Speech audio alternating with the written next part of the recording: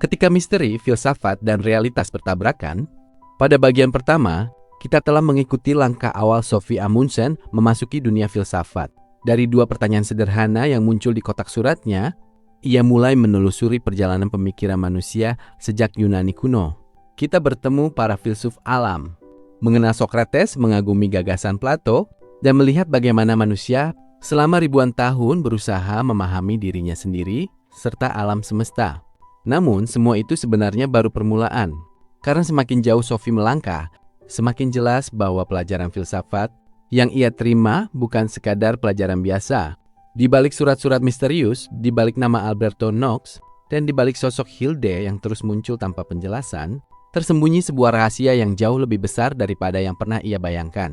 Di bagian kedua ini, kita akan melanjutkan perjalanan Sophie melewati abad pertengahan, Renaissance, zaman pencerahan, hingga filsafat modern. Bersamaan dengan itu, misteri utama novel mulai terungkap sedikit demi sedikit, hingga membawa kita pada salah satu plot twist paling unik dalam sejarah sastra modern. Mari kita lanjutkan perjalanan ini. Aristotle, sang pengamat dunia. Setelah mempelajari Plato, Sophie diperkenalkan kepada murid paling terkenalnya, yaitu Aristotle. Jika Plato lebih tertarik pada dunia ide yang abstrak, Aristotle justru mengarahkan perhatiannya kepada dunia nyata. Ia percaya bahwa pengetahuan harus dimulai dari pengamatan. Manusia harus melihat, mencatat, membandingkan, dan mempelajari alam secara langsung. Bagi Aristotle, tidak cukup hanya berpikir, kita juga harus mengamati. Karena itu, ia sering dianggap sebagai salah satu peletak dasar metode ilmiah. Dalam banyak hal, Aristotle mengubah arah pemikiran Barat. Ia mempelajari tumbuhan, hewan, logika, politik, etika, dan hampir segala bidang yang bisa dibayangkan. Melalui Sophie, pembaca belajar bahwa ilmu pengetahuan modern memiliki akar yang sangat panjang. Apa yang hari ini kita sebut sains tidak muncul begitu saja. Ia tumbuh dari rasa ingin tahu yang diwariskan oleh para pemikir seperti Aristotle. Dunia memasuki abad pertengahan. Setelah era Yunani kuno berakhir, Eropa memasuki masa yang dikenal sebagai abad pertengahan. Banyak orang sering menggambarkan periode ini sebagai masa kegelapan. Namun dunia Sophie menunjukkan gambaran yang lebih kompleks. Pada masa ini, filsafat dan agama menjadi sangat erat. Pertanyaan utama tidak lagi hanya tentang alam. Manusia mulai bertanya bagaimana hubungan antara akal dan iman. Apakah Tuhan dapat dipahami melalui logika? Apakah kepercayaan dan rasio dapat berjalan bersama? Salah satu tokoh penting yang dibahas adalah Thomas Aquinas. Ia berusaha menggabungkan filsafat Aristotle dengan ajaran Kristen. Menurutnya, akal dan iman tidak harus saling bertentangan. Keduanya dapat membantu manusia memahami kebenaran dari sudut yang berbeda. Bagi pembaca modern, bagian ini menunjukkan bahwa sejarah pemikiran manusia bukanlah garis lurus. Berbagai gagasan terus bertemu, bertabrakan, dan saling memengaruhi. Renaissance, kelahiran kembali manusia. Perjalanan kemudian membawa Sophie ke masa Renaissance. Jika sebelumnya fokus utama tertuju pada Tuhan dan kehidupan setelah kematian, kini perhatian mulai kembali kepada manusia itu sendiri. Ilmu pengetahuan berkembang, penjelajahan dunia meningkat. Manusia mulai percaya bahwa mereka mampu memahami dunia dengan kemampuan mereka sendiri. Dalam bagian ini, Jostein Gaarder menunjukkan bagaimana perubahan budaya dapat mengubah cara manusia berpikir. Filsafat tidak pernah berdiri sendiri. Ia selalu berhubungan dengan masyarakat, teknologi, politik, dan sejarah. Revolusi ilmiah dan pandangan baru tentang alam semesta. Sophie kemudian mempelajari para tokoh yang mengubah cara manusia melihat alam semesta. Nama-nama seperti Galileo Galilei dan Isaac Newton muncul sebagai simbol revolusi ilmiah. Dunia tidak lagi dipahami hanya melalui tradisi. Pengamatan dan eksperimen menjadi semakin penting. Manusia mulai menyadari bahwa alam semesta bekerja menurut hukum-hukum tertentu. Bintang-bintang tidak bergerak secara acak. Planet mengikuti pola. Fenomena alam dapat dipelajari. Bagian ini menjadi pengingat bahwa kemajuan ilmu pengetahuan lahir dari keberanian mempertanyakan keyakinan lama.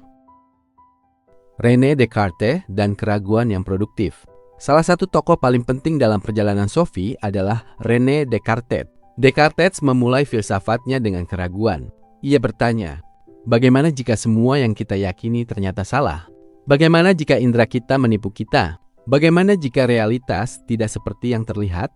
Setelah meragukan hampir segala sesuatu, Ia menemukan satu hal yang menurutnya tidak bisa diragukan. Fakta bahwa ia sedang berpikir.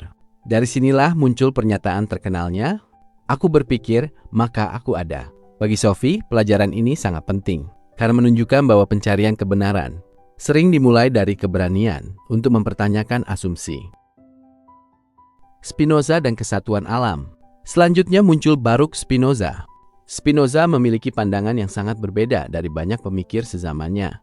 Ia melihat Tuhan dan alam sebagai satu kesatuan yang tidak terpisahkan. Baginya, manusia bukan pusat alam semesta. Kita hanyalah bagian kecil dari keseluruhan yang jauh lebih besar. Pemikiran Spinoza memberikan nuansa yang menarik dalam novel. Ia mengajak pembaca melihat dunia secara lebih luas dan lebih rendah hati. John Locke dan pengalaman. Kemudian Sophie bertemu gagasan John Locke. Locke berpendapat bahwa manusia lahir tanpa pengetahuan bawaan. Pikiran manusia seperti kertas kosong. Pengalamanlah yang mengisinya. Pandangan ini memiliki pengaruh besar terhadap psikologi modern dan teori pendidikan. Melalui Locke, pembaca mulai memahami betapa pentingnya pengalaman dalam membentuk siapa diri kita. Zaman pencerahan, akal sebagai cahaya. Ketika memasuki zaman pencerahan, optimisme terhadap akal manusia mencapai puncaknya. Para pemikir percaya bahwa pendidikan dan ilmu pengetahuan dapat membuat dunia menjadi lebih baik. Masyarakat mulai mempertanyakan otoritas lama. Hak asasi manusia mulai dibicarakan. Demokrasi mulai berkembang.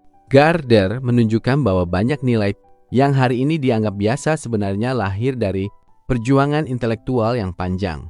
Kebebasan berpikir, kesetaraan, hak individu, semuanya memiliki akar filosofis. Romantisisme dan pentingnya perasaan. Setelah dominasi akal, muncul gerakan romantisisme. Gerakan ini menekankan emosi, imajinasi, seni, dan pengalaman pribadi. Manusia bukan hanya makhluk rasional. Kita juga makhluk yang merasakan. Kita mencintai, kita bermimpi, kita berduka. Bagian ini memberikan keseimbangan terhadap filsafat, sebelumnya yang terlalu berfokus pada logika. Hegel dan sejarah yang bergerak. Kemudian Sophie mempelajari Georg Wilhelm Friedrich Hegel. Menurut Hegel, sejarah bukan sekadar rangkaian peristiwa acak. Ia bergerak melalui konflik gagasan. Setiap ide memunculkan lawannya. Dari konflik tersebut lahir pemahaman baru. Konsep ini nantinya memengaruhi banyak pemikir setelahnya. Karl Marx dan kritik terhadap masyarakat. Salah satu tokoh yang sangat dipengaruhi Hegel adalah Karl Marx.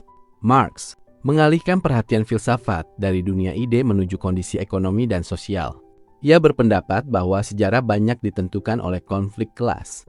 Terlepas dari setuju atau tidak dengan pandangannya, pengaruh Marx terhadap dunia modern sangat besar. Melalui pembahasan ini, pembaca melihat bagaimana filsafat dapat memengaruhi politik dan kehidupan nyata. Darwin dan manusia sebagai bagian dari alam. Kehadiran Charles Darwin membawa perubahan besar dalam cara manusia memandang dirinya. Teori evolusi menunjukkan bahwa manusia merupakan bagian dari proses alam yang panjang. Kita tidak muncul secara terpisah dari kehidupan lain. Kita memiliki hubungan dengan seluruh makhluk hidup di bumi. Gagasan ini mengguncang banyak keyakinan lama. Banyak keyakinan lama dan membuka perspektif baru tentang posisi manusia di alam semesta. Freud dan dunia bawah sadar. Kemudian muncul Sigmund Freud. Freud berpendapat bahwa manusia tidak sepenuhnya memahami dirinya sendiri. Di bawah kesadaran terdapat dunia bawah sadar yang memengaruhi tindakan, pikiran, dan perasaan kita. Melalui Freud, Sophie belajar bahwa misteri terbesar mungkin bukan alam semesta, melainkan diri manusia sendiri. Misteri Sophie dan Hilda mulai terungkap. Di tengah semua pelajaran filsafat ini, misteri utama novel semakin berkembang. Surat-surat misterius makin aneh. Peristiwa-peristiwa yang dialami Sophie mulai terasa tidak masuk akal. Sedikit demi sedikit, Sophie dan Alberto menyadari sesuatu yang mengejutkan. Apa yang selama ini dianggap dunia nyata, ternyata memiliki hubungan dengan seseorang yang berada di luar dunia mereka. Jostein Gaarder menggunakan bagian ini untuk membawa pembaca pada pertanyaan filosofis yang sangat menarik. Bagaimana kita tahu bahwa realitas yang kita alami benar-benar nyata? Apakah kebebasan itu nyata? Ataukah kita hanya bagian dari cerita yang ditulis oleh seseorang? Plot twist yang mengubah segalanya. Tanpa membocorkan seluruh detail bagi pembaca yang belum membaca novelnya, dapat dikatakan bahwa bagian akhir dunia Sophie merupakan salah satu eksperimen sastra paling kreatif yang pernah ditulis. Batas antara penulis, karakter, pembaca, dan realitas mulai kabur. Novel ini berubah menjadi refleksi tentang keberadaan itu sendiri. Sophie bukan lagi sekadar tokoh dalam cerita. Ia menjadi simbol manusia yang berusaha memahami tempatnya di dunia. Dan seperti para filsuf sebelum dirinya, ia berusaha mencari kebebasan di tengah keterbatasan. Kelebihan buku Dunia Sophie. Kelebihan terbesar buku ini adalah kemampuannya menyederhanakan konsep filsafat yang rumit tanpa menghilangkan kedalamannya. Buku ini menghibur sekaligus mendidik, membuat pembaca berpikir tanpa terasa sedang belajar. Selain itu, struktur novel misterinya membuat pembahasan filsafat terasa hidup. Pembaca memiliki alasan untuk terus mengikuti cerita hingga akhir. Kekurangan buku Dunia Sophie. Meskipun luar biasa, buku ini bukan tanpa kekurangan. Pada beberapa bagian, penjelasan filsafat terasa cukup padat dan menyerupai buku pelajaran. Pembaca yang terbiasa dengan novel penuh aksi mungkin merasa ritmenya melambat. Namun justru disitulah kekuatan sekaligus tantangannya. Dunia Sophie memang mengajak kita berpikir, bukan hanya mengikuti petualangan. Penutup. Setelah menempuh perjalanan panjang bersama Sophie Amundsen, kita sampai pada kesimpulan bahwa Dunia Sophie bukan hanya novel tentang sejarah filsafat. Ia adalah novel tentang rasa ingin tahu, tentang keberanian untuk bertanya, tentang usaha manusia memahami dirinya sendiri dan dunia tempat ia hidup. Melalui Sophie, kita melihat perjalanan pemikiran manusia dari Yunani kuno hingga zaman modern. Kita menyaksikan bagaimana setiap generasi mencoba menjawab pertanyaan yang sama dengan cara yang berbeda. Dan yang paling penting, kita diingatkan bahwa filsafat bukan sekadar milik para akademisi atau profesor. Filsafat adalah milik siapapun yang masih mampu merasa kagum terhadap kehidupan. Siapapun yang masih bertanya mengapa dunia ada, siapapun yang masih penasaran tentang arti keberadaan dirinya. Itulah sebabnya, lebih dari 30 tahun setelah pertama kali diterbitkan, Dunia Sophie tetap menjadi salah satu buku pengantar filsafat paling dicintai di dunia.